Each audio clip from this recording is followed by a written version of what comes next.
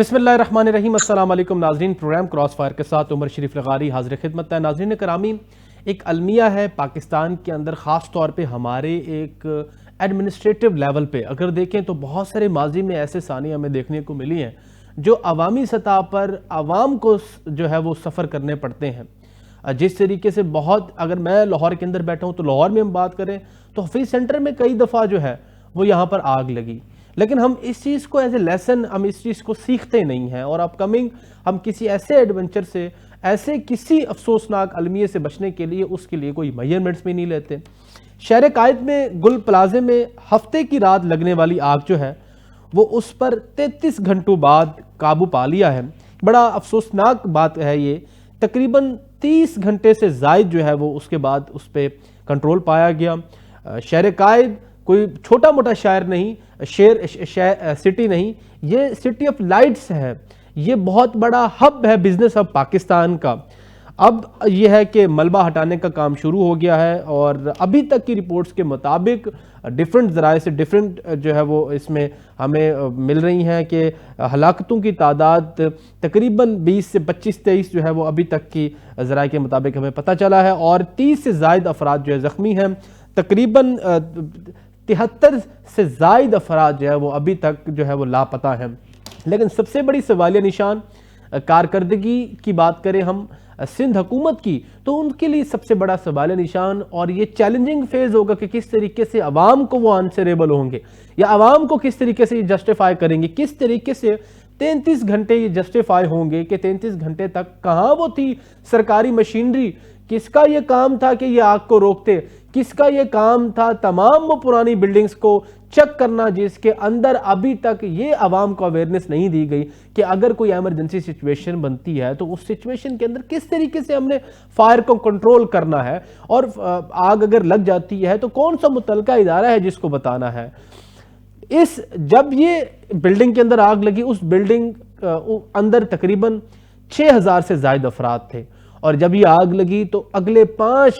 Minute के बाद तकरीबन वो 6000 जो अफराद था वो बाहर निकल आया था, तकरीबन 100 से 150 अफराद अंदर रह गए थे। तो ये सबसे बड़ी बात है कि रास्ते भी इतने खुले, आवाम भी बाहर निकली, तो फिर मशीनें अंदर या इस आग को कंट्रोल क्यों नहीं किया। इसी हवाले से बात करेंगे। हमारे साथ कराची से शाहिद शाह हैं, ब्यूरो चीफ। अस्सलाम वालेकुम Shahid, I hope you are doing all well. सबसे पहले मुझे बताइएगा कि क्या सिनेरियो है कराची का अभी तक और इस सिचुएशन को आप किस नज़र से देख रहे हैं? जी बिल्कुल, वालेकुम अस्सलाम। देखिए, एक अफसोसनाक ये वाकया पेश आया था। आपको याद होगा कि बल्दिया फैक्ट्री का एक वाकया पेश आया,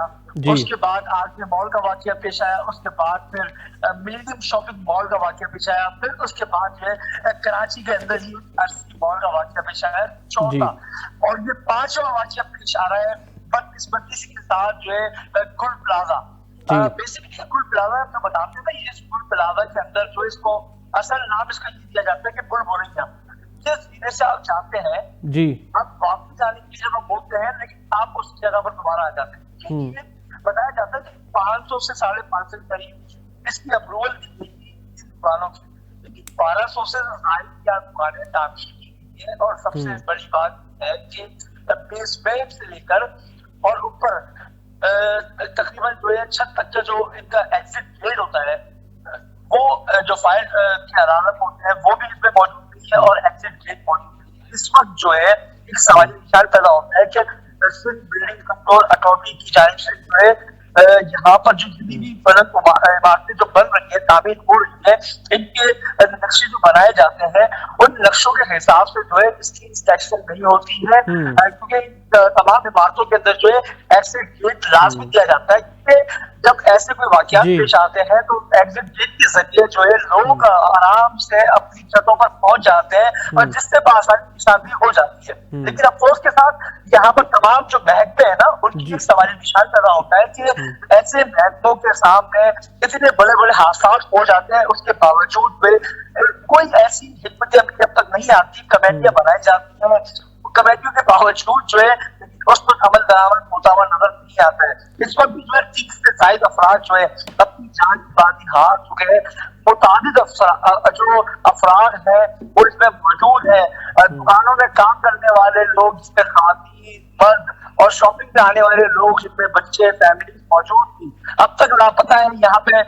जो यहाँ के मुतासिरीन है, मुतासिरीन है यहाँ पर मौजूद है, और उनका एक ही सवाल है कि अब हमारे बच्चों का और हमारे बहन भाइयों का क्या होगा, क्योंकि वो बस यही सवाल करते हैं कि आप लोग यहाँ पर आते हैं, बयान करके चले जाते हैं, लेकिन हमारे घर से जो गया है वो हमारे दिल से पूछा जाए। नहीं,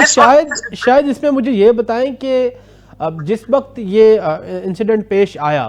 तो उसके कितने घंटों बाद वहाँ के जो आला ऑफिसरान हैं वो वहाँ पर पहुंचे, और उसके साथ साथ मेयर कराची मुर्तज़ा वहाब, उन्होंने इस सिनेरियो को किस तरीके से देखा और कब वहाँ मौके पे पहुंचे? देखिए, मैं अगर मेयर कराची की बात करता हूँ तो मेयर कराची जो है तकरीबन जो है मेरे हिसाब से जो है 25 से 30 घंटे के बाद जो है वहां पर पहुंचे, और पहुंचने के बाद जो है उन्होंने यहाँ पर आके तमाम तर चीजों को देखा।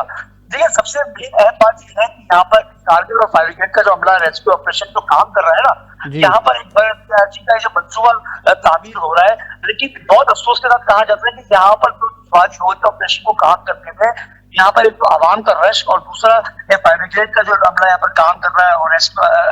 जहाँ पे एहलकार जो यहाँ लगे हुए हैं और दीगर जो लोग यहाँ पर मौजूद है इस ऑपरेशन में हिस्सा लिया है, उन तमाम लोगों को मुश्किलात इसलिए पेश आई इस रोड बनने की वजह से। जो कि मेयर कराची ने जब सर्वे किया तो यहाँ पर लोग शदीद नाराज हुए, तो उनका यही कहना था कि आज इतने बड़े वाक़े के बाद जो 25 से 30 घंटे के बाद आपको होश आया और आप यहाँ पर आए, लेकिन अब यही कहा जाता है तो जब मेयर साहब वहां पर पहुंचे तो कोई बदनज़मी देखने को मिली, वहां पर अवाम का कोई रद्द अमल आया?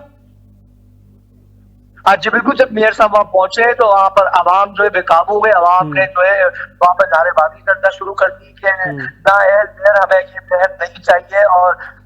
25 घंटों के बाद जो है आप यहाँ पर आवाम के बीच आए। लेकिन यहाँ पर लोगों ने जो है बहुत ज्यादा जो है वहां पर मामला जो कंट्रोल से आउट हो रहा था, जिसके बाद मेयर कराची को डिप्टी कमिश्नर साउथ ऑफिस के अंदर भेज दिया गया था। उसके बाद जो है चंद ही घंटों बाद मेयर कराची वहां से रवाना हुए, और उसके बाद दोबारा वहां पर आने के बाद जो है उन्होंने जो है उसका बाकायदा मुआयना किया, और मुआयना करने के बाद जो मज़ीद अहकाम जारी किए गए। इस वक्त भी जो है ना ऑपरेशन का सिलसिला जारी है, और बाकायदा तौर पर अभी तक जो है लाशें निकाली जा रही है बिल्डिंग की इमारत के अंदर से, जो है निचली हिस्से और अगले हिस्से की तरफ से बिल्डिंग तो जो छज्जे हैं वो इस वक्त गिर चुके हैं। एक किनारे से बिल्डिंग जो है इस वक्त जो है झुकी हुई नजर आती है, लेकिन इसके कालम और अगर बीम की बात करते हैं तो एक तरफ से इसकी कालम और बीम गिर चुके हैं, और बिल्डिंग जो आपस में जो रुकी हुई जुड़ी हुई थी वो इस वक्त जो अपनी जगह वो छोड़ चुकी है, किसी भी बड़े हादसे का शिकार हो सकती है। ऑपरेशन के अंदर रजाकारों की अगर हम बात करते हैं, केएमसी का अमला, सिटी वार्डन का अमला बात करते हैं, इस पर जो रजाकार यहाँ पे काम कर रहे हैं, इसमें शायद मुझे ये भी बताएं कि आपने जिस इंस्पेक्शन की बात की है या नक्शों की मंजूरी के बाद जिस तरीके से एक बिल्डिंग का पूरा एक SOPs होती है उसको बनाया जाता है उस तरीके से, जिसमें एंट्री एग्जिट पॉइंट देखा जाता है और उसके अंदर बहुत सारी इक्विपमेंट्स होती हैं जो इमरजेंसी सिचुएशन के अंदर इस्तेमाल होती हैं, तो आप नहीं समझते कि जो लोकल गवर्नमेंट है या कि वो जो वहाँ की जो एडमिनिस्ट्रेशन है वो पूरे ऑल ओवर द कराची उसको चेक करे? तो इस हवाले से आवाम के क्या सवाल थे? और अभी रिसेंटली जिस तरीके से अभी कुछ देर पहले वजीर आला साहब ने प्रेस कॉन्फ्रेंस भी की थी, तो क्या एतमाद को लिया गया आवाम को? देखिए, मैं आपको सबसे पहले एक बात ये बता दूं कि यहाँ पर जो बिल्डिंग बनाई जाती है उसकी बाकायदा तौर पे अप्रूवल जो दी जाती है, अप्रूवल देने के बाद जो है उसकी सेक्शन होती है, उसमें यही देखा जाता है कि ये बिल्डिंग नक्शे के मुताबिक बनाई जा रही है, क्या इसमें फायर अलार्म्स का सिस्टम और एग्जिट गेट, इमरजेंसी जो गेट हम कहते हैं वो यहाँ पर मौजूद है। अगर ऐसे हादसा होते हैं तो उसमें बआसानी वो निकल सकते हैं, लेकिन अफसोस के साथ यहाँ पर बिल्डिंगें तामीर की जा रही है, उनके नक्शे पास किए जा रहे हैं, लेकिन कोई ऐसा सिलसिला अब तक होता हुआ नजर नहीं आ रहा। कई बिल्डिंगे, कई इमारतें जो है शहर कायद के अंदर इस वक्त अभी भी मौजूद है, शहर तामीर भी है, 22 मंजिला ये बिल्डिंगें बनाई जाती है, जिसका एक साइंस होता है, बिल्कुल वो जो है इलीगल करार दिया गया है SPC के लॉ के अंदर में। लेकिन इस वक्त जो है DG SPC की जानिब से कोई भी ऐसी हिकमत अपनी सामने नहीं आई। इतने वाकयात रहनुमा हो चुके हैं, बाकायदा तौर पर बोल रूम्स के अंदर जो तकरीबात होती है, लेकिन इसमें अंदर और बाहर से जाने का एक ही रास्ता होता है। जब इस तरह के बड़े वाकयात सामने आते हैं तो लोग अपनी जान बचाना उनके मुश्किल हो जाता है, लेकिन इसके बावजूद जो है और जो वज़ीर आला की जानिब से भी कहा गया था कि गुल प्लाजा के अंदर जो है ये कहा जा रहा था कि जो लोग हैं, जो मुतासिरीन हैं, उनको पैसे दिए जाएंगे। और बाकायदा ये भी कहा गया है कि जितने भी लोग यहाँ पर थे, इसके साथ साथ जो है जितने लोग यहाँ पर मौजूद थे, जो जाबाज हुए, उनके पैसे दिए जाएंगे और एक फायर ठीक है शाहिद साहब, थैंक यू सो मच, आपने हमें वहां से अपडेट किया। जी मरवत साहब बताइएगा, इस वक्त जो शहर कायद में गुल प्लाजे पर शॉपिंग मॉल में हफ्ते की रात लगने वाली जो आग थी, तकरीबन 33 घंटों बाद सर उस पर काबू पाया गया है और 15 से ज्यादा हलाकतें हुई हैं सर, और अभी तक की इतलात के मुताबिक तकरीबन 73 से ज्यादा जो है वो अफराद मिसिंग है सर। इस हवाले से क्या कहेंगे सर? जी इंतहाई अंदोनाक और अफसोसनाक वाकया है जी। जो लोग इसमें मरे हैं उनकी तादाद ऑफिशियली 23 से ज्यादा है जी, और जो इस आग पे 33 घंटे लगे हैं, इससे हुकूमत सिंध के आवाम दोस्तों ने और उनके वसाइल का होना और उनका लोगों के मसले मसाइल और इस तरह के ट्रेजेडी से निपटने की सलाहियत जो है वो एक्सपोज हुई है जी। एन कराची जैसे बड़े शहर में 33 घंटे लगना, इसका मतलब ये है कि जो मशीनरी है फायर ब्रिगेड की या इनका जो फायर ब्रिगेड का निजाम है वो इंतहाई नाकारा है जी। एक टारगेट जो है उस पे आग बुझाने में 33 घंटे लगना, इसमें तो इतनी देर में जो है आग क्या अगर बारिश भी हो रही होती तो लोग उससे भी मर चुके होते। जी बिल्कुल। बहरहाल बहुत अफसोस है इस वाक़े पे, और पूरा मुल्क जो है इस गुल प्लाजे के जो मुतासिरीन है जी उनके गम में बराबर के शरीक है। अच्छा, इस हवाले से मरवत साहब सिंध गवर्नमेंट की कारकर्दगी के हवाले से क्या कहेंगे? हाफिज नईम उर रहमान साहब ने कहा है कि वंडर बॉय बनने का शौक है बिलावल साहब को, लेकिन वो डिलीवरेंस कर नहीं पा रहे। जिस तरीके से रिसेंटली उन्होंने ऐवान सदर के अंदर एड्रेस किया, आवाम को बताया कि हमारे फंडिंग के अंदर NFC के अंदर हमें कम शेयर ना दिया जाए, दूसरी तरफ ये कारकर्दगी, इस हवाले से क्या कहेंगे? मेरा ख्याल है कि ये एक वाकया काफी है सिंध की हुकूमत को चार्जशीट करने के लिए जी, और इतनी बड़ी तादाद में इंसानी जानों का ज़िया जो है ये सिंध हुकूमत की कारकर्दगी और उनकी अपने सरकारी वसाइल के आवाम के मफाद के लिए इस्तेमाल की जो इनकी दावे हैं उनकी कली खोलता है जी। सिंध हुकूमत जो है वो वंडर बॉय क्या पैदा करेगी, उन्होंने इसी तरह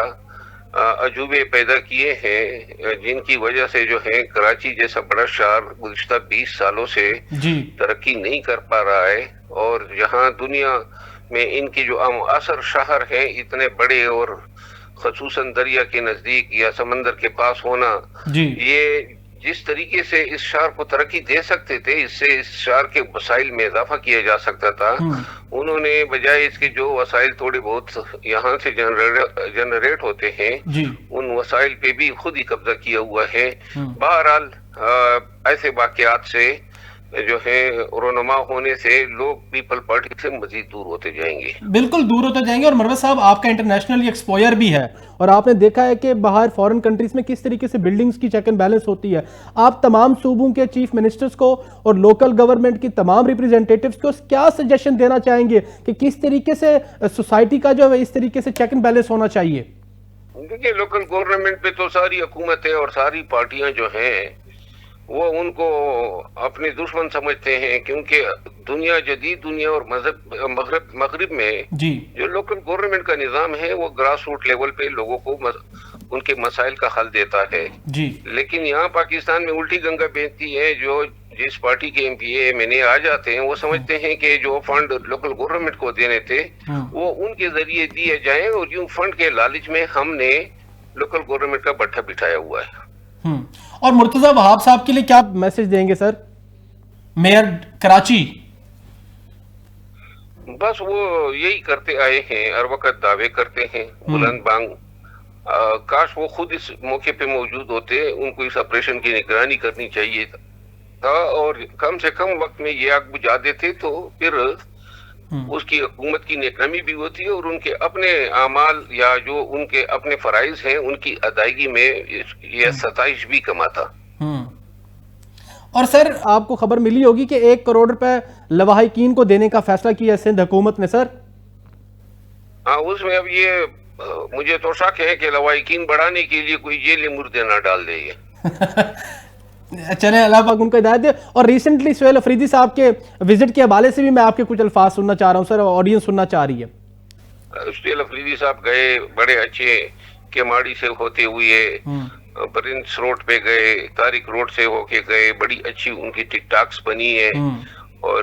इंशाल्लाह आने वाले वक्त में ये टिकटॉक्स काम आएंगी। टिकटॉक्स काम आएंगी सर, और वो तो पंजाब में भी टिकटॉक्स बन रही हैं मरवत साहब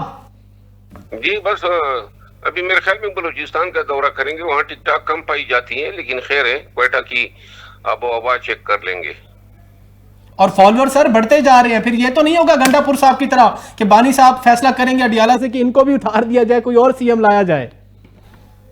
ये वक्त डिसाइड करेगा क्योंकि वो ख्वाजा इसके दिन गिने हुए नजर आ रहे हैं। और अपोजिशन लीडर चकजई साहब के अपॉइंटमेंट को किस नजर से देखते हैं? चकजई साहब को मेरा मशवरा है कि अब आजकल सर्दियां हैं, ताकत गेन करने के लिए यखनी पे ज्यादा जोर दें। यखनी पे ज्यादा दौर थे सर। आप देख रहे हैं कि अनप्रेसिडेंटेड चीज वैसे वही है, बलूचिस्तान से हैं वो और तरीके तहफ़्फ़ुज़ आईन पाकिस्तान के सदर हैं, तो आप नहीं समझते कि अब पॉलिटिकल स्पेस बन पाएगी जरा पाकिस्तान तरीके इंसाफ के लिए? ये सर वक्त बताएगा कि चकजई साहब अपने सवाबदीद का, अपनी बसीरत का कैसे इस्तेमाल करते हैं।